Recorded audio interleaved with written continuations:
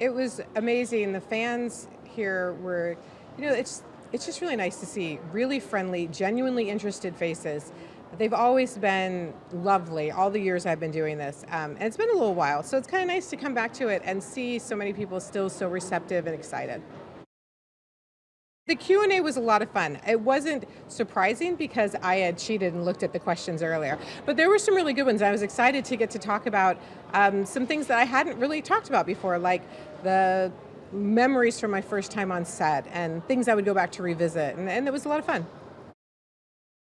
10 years old is when my niece got super into this. And so, these were kids that could have been born back then, and it's kind of fun that maybe they might get a chance to be interested in it.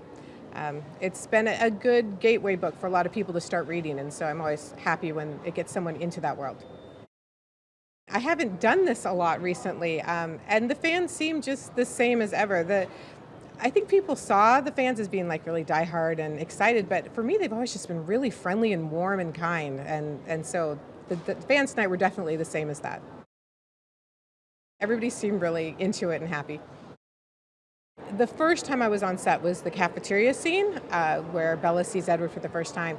And my biggest impression the first time I was there was how many people were there. Because I hadn't been on a movie set before. I didn't realize it took hundreds and hundreds of people to make that happen. And to feel like they were all there for me, for my story, was really overwhelming. It was exciting.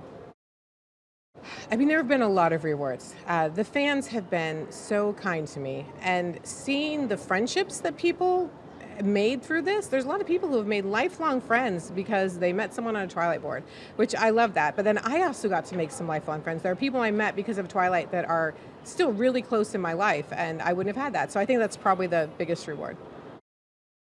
With my experience of having the joy of writing the book, that was in itself enough.